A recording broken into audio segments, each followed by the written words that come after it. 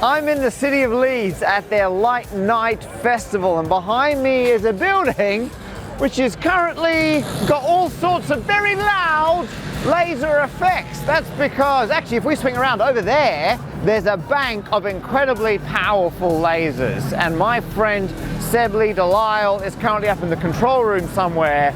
Their computer is controlling these to do those effects, and I'm here because the mathematics behind how you get realistic lightning bolts is really interesting, because they've got to move randomly, but it's got to be natural randomness, and just your off-the-shelf random noise will not cut the mustard. And thankfully, earlier on today, the mathematics of this was all explained by me. Me? Thanks, me. It's me. I'm here earlier in the day. The building is behind me, waiting to be lasered by Seb, and we're going to have a look at why this random noise is not good enough for Seb. What I've got here is a grid, 100 by 100 squares, and every single square I've given a random value between 0 and 1 to go from black through to white. And this is the standard issue random noise we all know and love. This is Perlin noise. This is what Seb is actually using in the lightning bolts. And as you can see, it looks very different. It's got kind of a landscapey, continuous feel, because yes, while nature can be random, nature's also continuous. And if we wanted a bit of like continuous one-dimensional noise, we could draw a line across the proper random noise and then plot those values, but as you can see, it's super jerky. If we do the same thing with the Perlin noise, we get a nice continuous line, and that's what Seb's using for the lightning. And that's only half of it. Not only is this noise more continuous and natural looking, it's also more predictable. It's technically pseudo random noise. So if we move around in the true random noise, you can see it's just glitching all over the place. Like, randomness has no memory. Whereas Perlin noise, if we move around, we just get more of the same random landscape. Technically, there's an infinite amount of continuous, smooth randomness noise available using Perlin noise, and it will always constantly flow perfectly from one bit to the next. And the math behind this is super interesting. So the problem we have to solve is, instead of assigning a random value to every pixel in a 2D image, instead, how do we get a field of values across that whole image which flow continuously but are still random?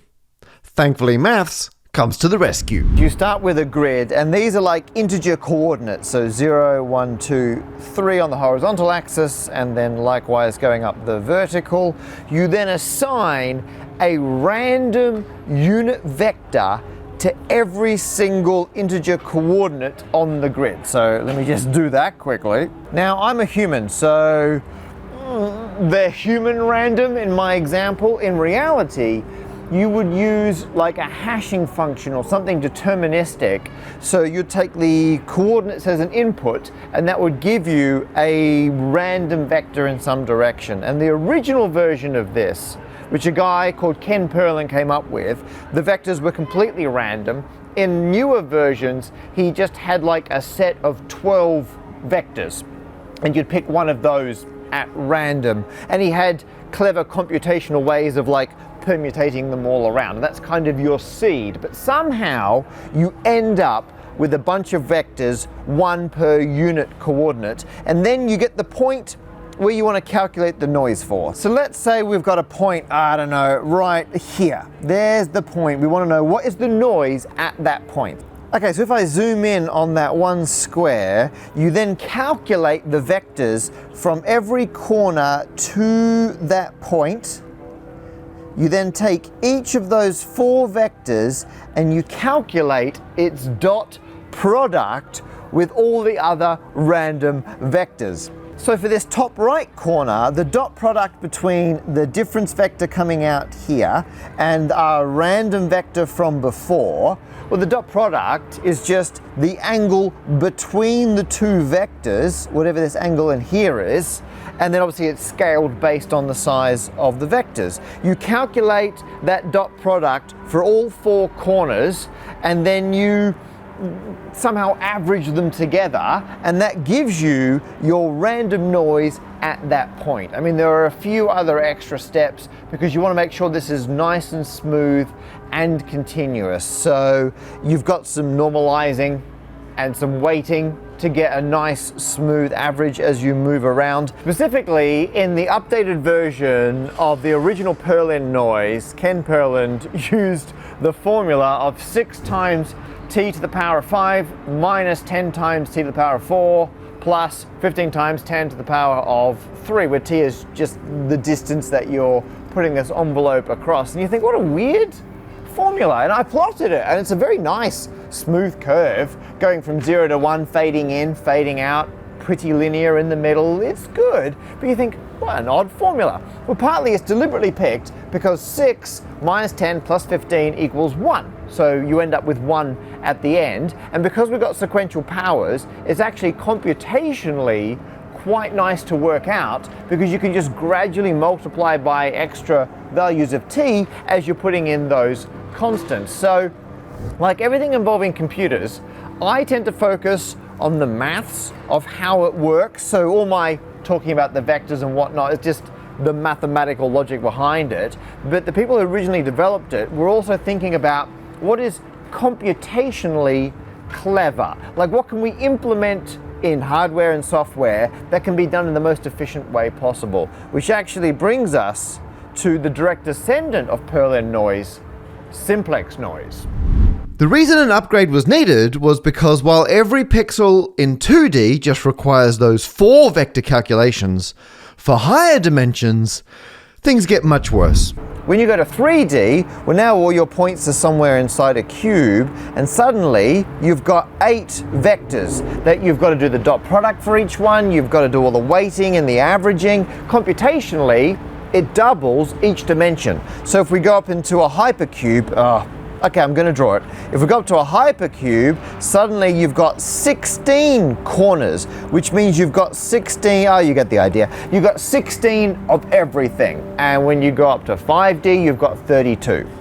And Ken Perlin originally did the whole thing based on hypercubes. And it worked, but computationally, got a bit heavy. And people ended up using the higher dimensional versions of this. So then they came up with a new version, and they went, forget hypercubes, we're going to use simplexes. And simplex is just the fancy word for triangle, but in arbitrary dimensions. So once again, you can start with a line segment. There's my 1D triangle there.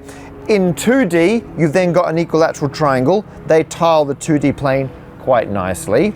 In 3D, you've got a tetrahedron. So you put an extra vertex on, and then you join that up to all of the other vertices. And now you work out where each of your points are in terms of which simplex or which tetrahedron they're in. And then you've only got to do, in this case now, 4 calculations. So what's called simplex noise, because you're using simplexes instead of hypercubes, the same computational cost, what used to have to be done in 2D with 4 points, you can now do 3D. And when you go up to 4D, I'll add an extra point in there, join that all up. You've only got, what's that now? 5 points. So you're going up, it's linear. The computational complexity is linear with dimension, which is way better. So I'm not going to be very careful about saying the correct type of Perlin noise or simplex noise. I'm just going to say Perlin noise, and I mean the entire family of Perlin noises, be they hypercube based or simplex. The fact that Perlin noise is defined by vectors at the integer coordinates means that it has a certain scale to it.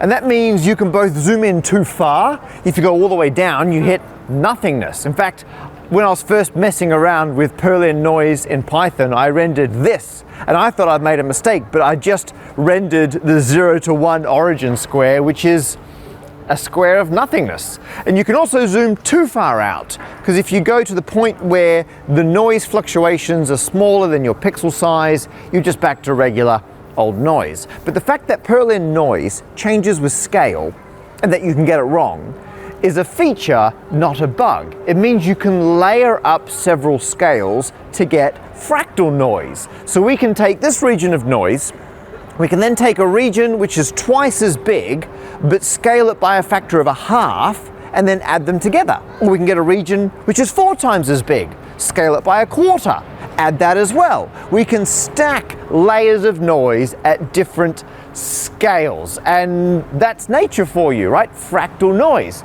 A little aside though, when I was messing around with this in my code, I was using red, green and blue values for different scales of noise so I could keep track of what was happening when I was debugging the code. And I had these weird lava lamp-like images. I'm going to render a unique one of these for every Patreon supporter and email them out. I'm also going to do a limited run of postcards, I think. Details at the end of the video. Anyway, in the noise business, these different scales of noise are called octaves, which is a great name because the wavelength of the noise is getting 1/2 as big each time, so the frequency is actually getting twice as much, just like an octave. And these octaves are exactly what Seb was using for his lightning. For the record, Seb using Perlin noise in visual effects is not unusual or indeed uncommon. It's the very point of Perlin noise. Ken Perlin is indeed a professor of computer science, but they were inspired to create their noise when they were working on the 1982 film Tron and were dissatisfied with the random noise that was currently available to put into visual effects. They later developed the original Perlin noise and it was a huge success. It would take clinical looking VFX and turn it into realistic, natural textured surfaces. And not only is it now ubiquitous across the VFX industry, but in 1997, Random Noise, Ken's Perlin noise, won an Academy Award.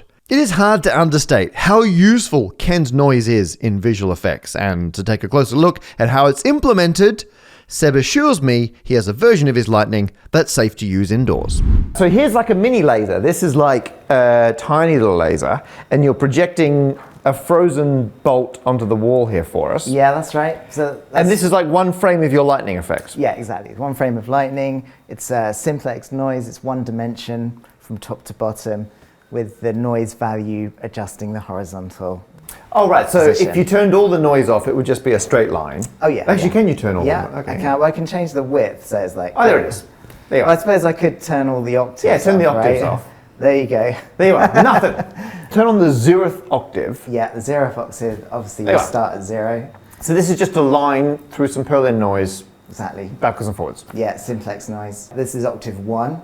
Yep. And then we can see octave 2 each time. Right. The noise gets not only like wigglier, but actually narrower as well. Right. Because we don't add the same amplitude of noise for each octave. So you decay the amplitude for each Exactly. one. Gotcha. Yeah, and you see the finest octave, you can barely even Barely. see it, right?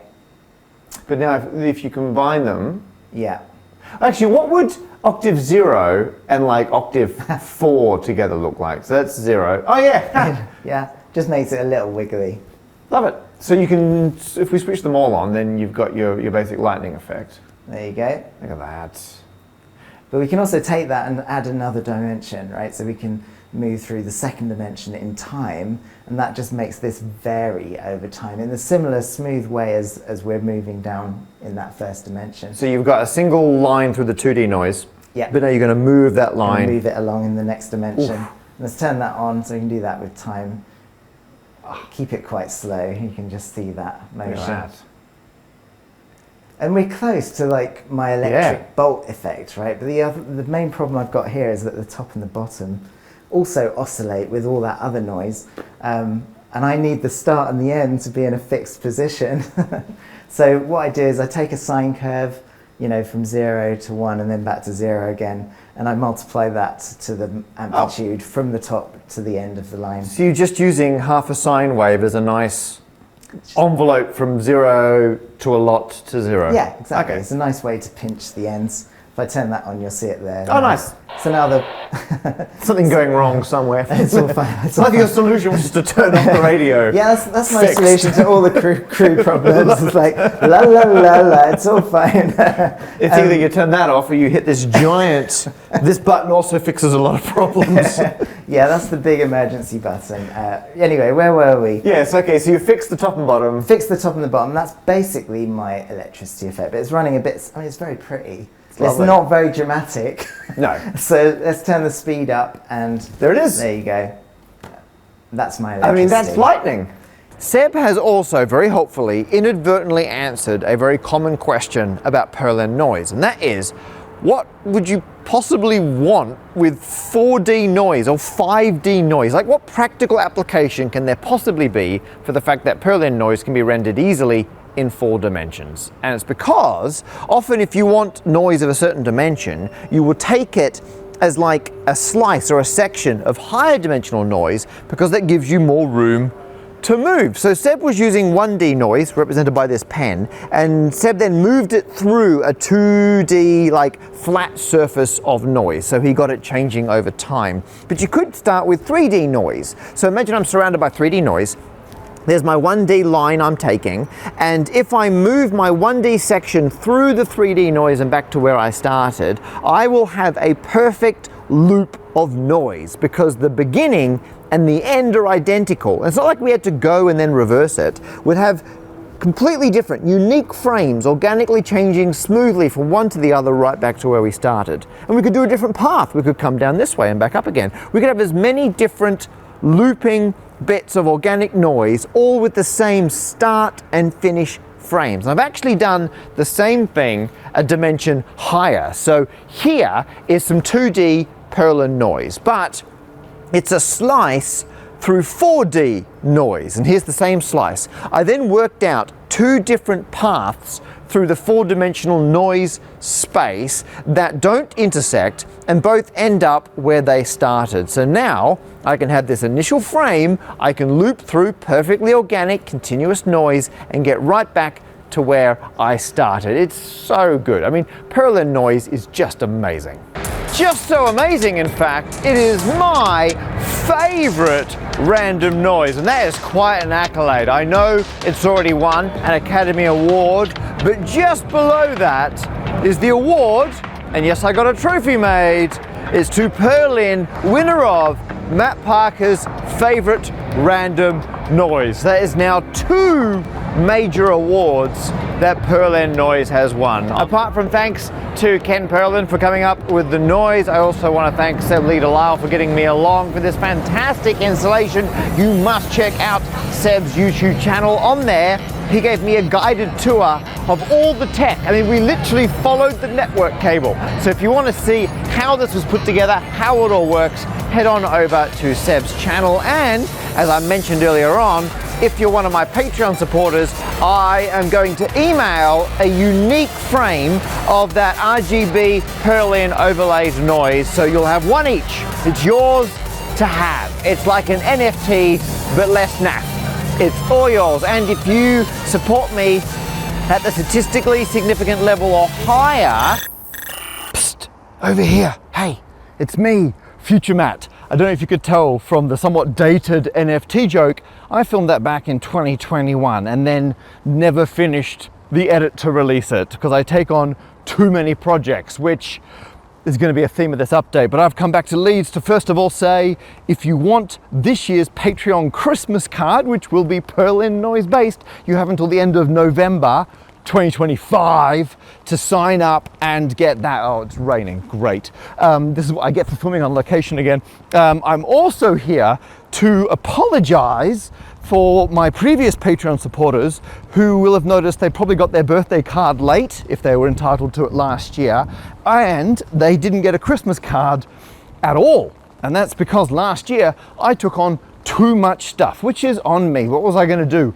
Not calculate pi on the moon. So I overcommitted. I didn't burn out because I have a release valve where I just stopped doing some things. And I figured Patreon supporters wouldn't mind if everything was super late. So I meant to put the laser video with Seb out. I thought it was late at the end of 2024, never got it out. never got your Christmas cards. So if you were a Patreon supporter before, you will get the extra RGB postcard as well as your Christmas card this year. And if you're new, you just get the Christmas card. Oh, and if you were signed up and now you're not, I'll just send you the RGB Christmas card. I will get it to you. So thank you so much to your support, everyone. I'm gonna make a dash for it now. I really appreciate you supporting everything I do. And I'm here in Leeds, by the way, because I'm doing my show, Getting Triggy with It tonight. Of course I'm on tour, that's 1X, it's been such a year. But I've got another date coming up on the 1st of December, which is the day after the deadline for joining Patreon in time to get the Christmas card. But if you want to come to it's on the set of Matilda in London. It's going to be amazing. I'd love to see loads of you there. Yeah, that's it. And then we're on tour for the rest of next year. Thanks for your support. Oh, I meant to hand you back to 2021 Matt. He's probably still blah blah blahing. So look forward to that. So anyway, thank you so much everyone for watching this video. Check out Seb video and support me on Patreon to get your own free noise by the end of the month.